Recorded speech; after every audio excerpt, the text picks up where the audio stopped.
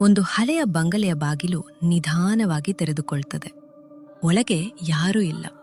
ಆದರೆ ಮೆಟ್ಟಿಲಿನ ಮೇಲೆ ಒದ್ದೆಯಾದ ಕಾಲಿನ ಗುರುತುಗಳು.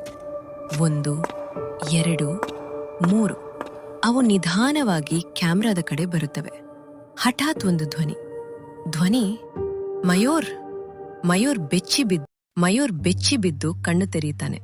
ಅವನು ಹಾಸಿಗೆಯ ಮೇಲೆ ಇದ್ದಾನೆ. ಆದರೆ ಅವನ ಪಕ್ಕದಲ್ಲಿ ಮಲಗಿದ್ದ ಪಲ್ಲವಿ ಕಾಣಿಸುತ್ತಿರಲಿಲ್ಲ. ಮಯೂರ್, ಪಲ್ಲವಿ? ಯಾವುದೇ ಉತ್ತರ ಇಲ್ಲ.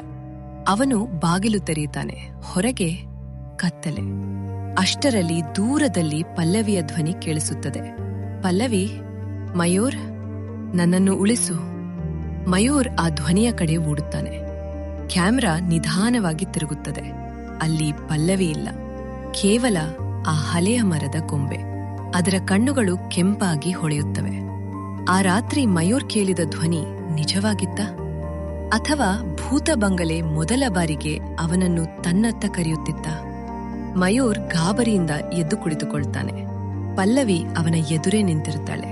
ಪಲ್ಲವಿ, ಏನಾಯ್ತು ಮಯೂರ್? ಮಯೂರ್ ಬೆಚ್ಚಿ ಬೀಳುತ್ತಾನೆ. ಮಯೂರ್, ನೀನು ಇಲ್ಲೇ ಇದ್ದೀಯಾ? ಪಲ್ಲವಿ, ಹೌದು, ಯಾಕೆ? ಮಯೂರ್ ಏನೂ ಹೇಳುವುದಿಲ್ಲ. ಅವನು ನೆಲವನ್ನು ನೋಡುತ್ತಾನೆ. ಅಲ್ಲಿ ಒದ್ದೆಯಾದ ಕಾಲಿನ ಗುರುತುಗಳು. ಅವು ಪಲ್ಲವಿಯ ಹಾಸಿಗೆಯಿಂದ ಆರಂಭವಾಗಿ ಬಾಗಿಲಿನವರೆಗೆ ಹೋಗಿದ್ದವು. ಮಯೂರ್, ಇವು ಯಾರ ಕಾಲಿನ ಗುರುತು? ಎಲ್ಲರೂ ಎದ್ದು ಬರುತ್ತಾರೆ. ರೋಹನ್ ನಗಲು ಪ್ರಯತ್ನಿಸುತ್ತಾನೆ. ರೋಹನ್, ಯಾರೋ ತಮಾಷೆ ಮಾಡಿರ್ಬೇಕು. ಮೀರಾ, ಇದು ತಮಾಷೆ ಅಲ್ಲ. ಮೀರಾ ಗೊಂಬೆಯನ್ನು ನೋಡುತ್ತಾಳೆ. ಕರಣ್ ಗೊಂಬೆಯನ್ನು ಎತ್ತಿಕೊಳ್ತಾನೆ. ಅದರ ಕೆಳಭಾಗದಲ್ಲಿ ಒಂದು ಸಣ್ಣ ಗುರುತು ಕಾಣಿಸುತ್ತದೆ. ಕರಣ್, ಇಲ್ಲಿ ಏನೋ ಬರೆಯಲಾಗಿದೆ. ಅವನು ಧೂಳನ್ನು ತೊಳೆಯುತ್ತಾನೆ. ಅಲ್ಲಿ ಒಂದು ಸಂಖ್ಯೆ 5. ಎಲ್ಲರೂ ಒಬ್ಬರ ಮುಖವನ್ನು ಮತ್ತೊಬ್ಬರು ನೋಡುತ್ತಾರೆ. ರೋಹನ್, 5? ಕರಣ್, ನಮ್ಮ ಸಂಖ್ಯೆ ಕೂಡ 5. ಮೌನ. ಮೀರಾಳ ಮುಖ ಬಿಳಿಯಾಗುತ್ತದೆ. ಮೀರಾ, 10 ವರ್ಷಗಳ ಹಿಂದೆ ಕಾಣೆಯಾದವರು ಕೂಡ 5 ಜನ ಅಂತ ಆ ವೃದ್ಧ ಹೇಳಿದ. ಮುಂದಿನ ಬೆಳಿಗ್ಗೆ ಸ್ನೇಹಿತರು ಹಳ್ಳಿಯ ಮುಖ್ಯಸ್ಥ ಶಂಕರ್ ಅವರನ್ನು ಭೇಟಿಯಾಗುತ್ತಾರೆ.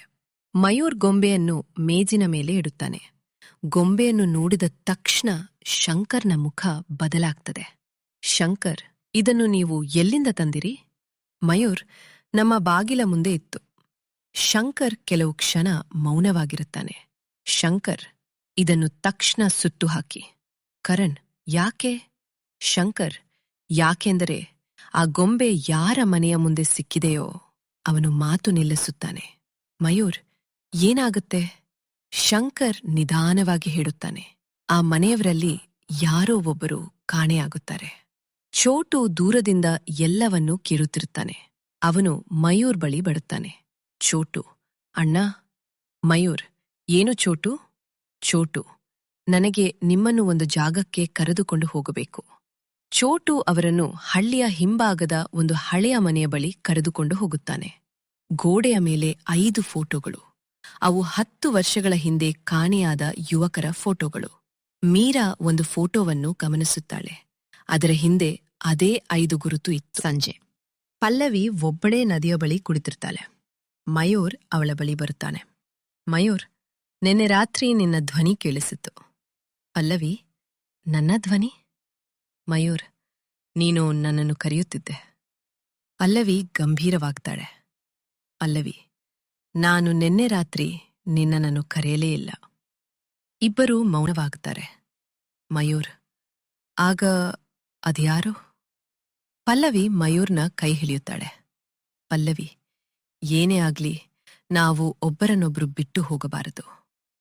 ಮಯೂರ್ ಅವಳನ್ನು ನೋಡುತ್ತಾನೆ. ಮಯೂರ್, ನಾನು ನಿನ್ನನ್ನು ಒಬ್ಬಳನ್ನಾಗಿ ಬಿಡಲ್ಲ. ಒಂದು ಸಣ್ಣ ಭಾವನಾತ್ಮಕ ಕ್ಷಣ. ಆದರೆ ಅವರ ಹಿಂದೆ ಮರದ ಮೇಲೆ ಒಂದು ಕಪ್ಪು ಕೈಯ ಗುರುತು ಮೂಡುತ್ತದೆ.